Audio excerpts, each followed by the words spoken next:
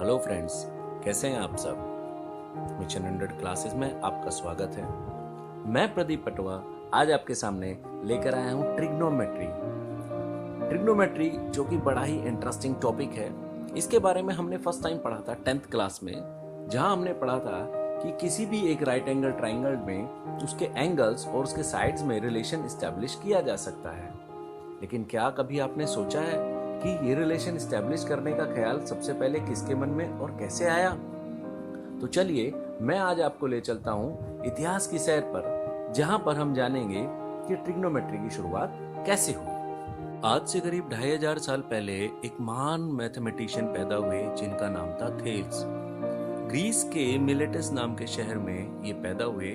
ये दुनिया के पहले ऐसे मैथमेटिशियन थे जिन्होंने लिखित तौर पर सोलर एक्लिप्स और ल्यूनर एक्लिप्स यानी सूर्य ग्रहण और चंद्र ग्रहण के बारे में सही तारीख बताई, जो आगे चलकर बिल्कुल सही साबित हुई। इंसान ने जब पहिए की खोज की तो वो नहीं जानता था कि एक सर्कल की फॉर्म में है और एक सर्कल को एंगल्स में भी बांटा जा सकता है। थेल्स वो पहले व्यक्ति थे जिन्होंने हमें बताया कि एक सर्कल को 360 डिग्री एंगल में हम किस तरह से बांट सकते हैं। थेल्स ने ही हमें बताया कि कैसे हम ऊंची मीनारों की ऊंचाई को नाप सकते हैं। उन्होंने हमें बताया कि जब हमारी परछाई की लंबाई हमारी खुद की ऊंचाई के बराबर हो जाए, उस समय हम किसी भी ऊंची मीनार की परछाई नापकर उस मीनार की ऊंचाई के बारे में पता कर सकते हैं। हालांकि इजिप्शियन थेल्स से पहले से ही ये सारी गणनाओं के बारे में जानते थे, लेकिन ट्रिग्नोमेट्री को सही मायने में पहचान देने वाले थे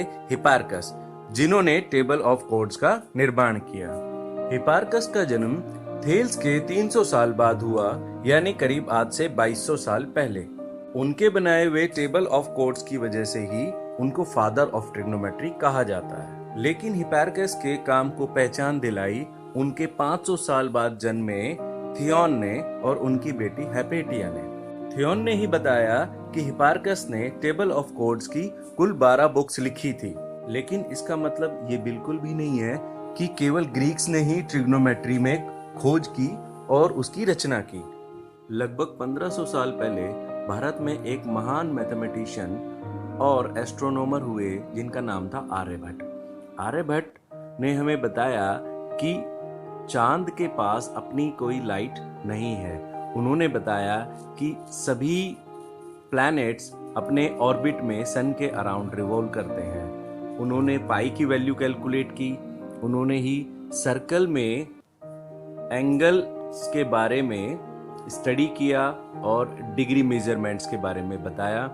उन्होंने साइन और कॉस फंक्शंस की भी रचना की। उधर ईरान में भी दो महान मैथमेटिशियंस ट्रिग्नोमेट्री पर काम कर रहे थे।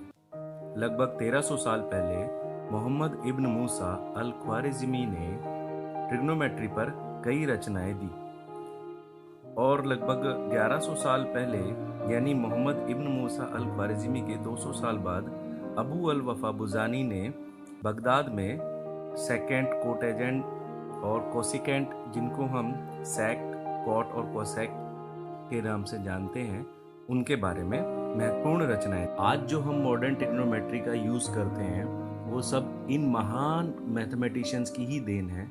हालांकि अगर इनमें से किसी को फादर ऑफ ट्रिग्नोमेट्री का नाम दिया जाए तो वो हिपार्कस के खाते में ही जाता है। तो ये थी ट्रिग्नोमेट्री के इतिहास की कहानी। आगे भी इस तरह के स्टोरीज को सुनने, जानने और देखने के लिए जुड़े रहिए हमारे चैनल के साथ। सब्सक्राइब कीजिए, लाइक कीजिए और शेयर कीजिए।